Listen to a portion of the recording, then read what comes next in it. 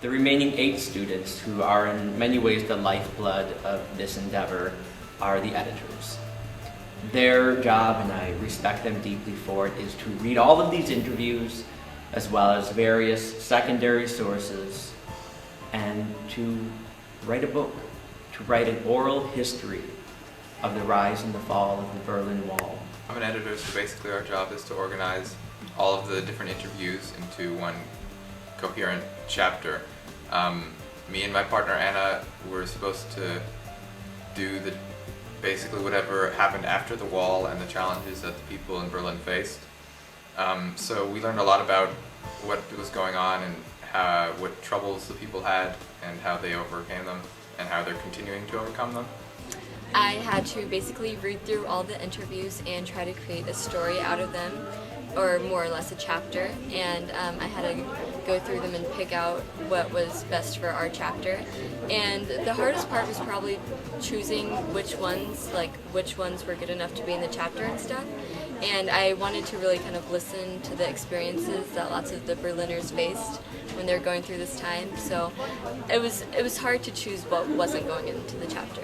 As an editor, basically we just read and read and read, which was, fun. But now we're just kind of sitting around and we realize that we actually have to write something, which is less fun. I think one of the main difficulties is that everything is intertwined. So it's really difficult to make logical sub-chapters or subdivisions, I guess you could say, because ultimately it's all one big chapter. So I think it would be a lot actually easier to take anyone who wants to learn about Berlin, sit them down and be like, this is what the interview's about. Because to write a chapter, I'm realizing now, it's extremely hard because everything is, the interviews, they just don't want to be written into a chapter. My job was to do chapter 1, which is the prologue, or A Tale of Two Cities. And what we did was we organized the interviews into themes. So we looked at what each interview had in common and then decided to make a thesis statement out of it. First we decided to prove how the Berlin Wall seemed a necessary action, then how it was a result of failed diplomacy, and finally we incorporated the interviews by proving how it tore the social fabric of Berlin into 2 halves. What I would have to say was the most challenging part about being an editor is that there are so many books that have already been written about this topic because it's such an interesting and massive topic and it's been such a big part of history that it was fairly easy to find sources about my chapter, Descent and Revolt, or our chapter.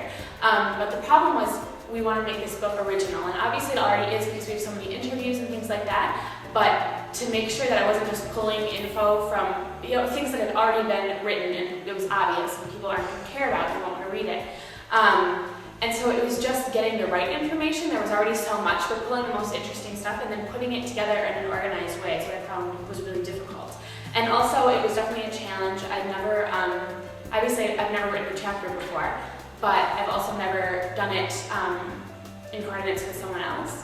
So that was interesting to have 2 different writing styles coming together, or trying to put them together, things like that, or figuring out how they're going to balance each other out, how they will work together, and also finding out where your place is with the rest of the story.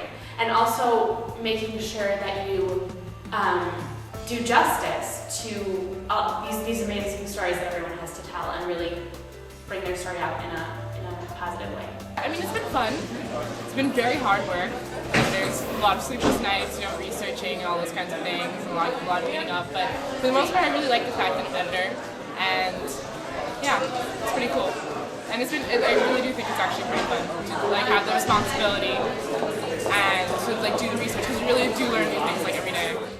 What you learn is not necessarily what happened, because I thought that on November 9th, 1989, everything and everybody who was within a 5-kilometer radius of Berlin would be at the wall. And when you read these interviews, half of them, they're like, yeah, we were at home because we just, forgot or we didn't know. So you're actually learning that you should listen to what people say rather than what the history books tell you, because the history books are not always right. It was, I guess, a positive experience. We worked well together, but it was at the same time very stressful. We consumed a lot of our vacation doing it, but in the end it turned out a positive result. However, I think we should have had more opportunities to learn how to write a chapter like this of such enormous quantity of pages before we write it ourselves. And However, I think we collaborated pretty well. Writing such a long chapter is something I'm not really used to. Previously, I've never really written anything longer than 7 pages, so 20 pages was pretty difficult to do. The project has been a lot of work, but it's really been kind of cool to see what lots of the people went through during the fall. And I would say that it's definitely been worth it because I didn't really understand how emotional it was for lots of the people. It's better to learn history wet than dry, to get your hands in the interviews rather than just reading it out of a book. I thought the project was a great learning experience. It was a new way of learning that I'm not really used to, but I think in the end it turned out pretty well. I've definitely enjoyed the whole experience and all. And that's the process that we're in the midst of. The product has yet to come. I'm excited at the possibilities. There's a certain energy that bubbles. Up to this point, the process has been inspiring, and it's reminded me of the potential of the classroom when we sort of choose to transcend the written curriculum.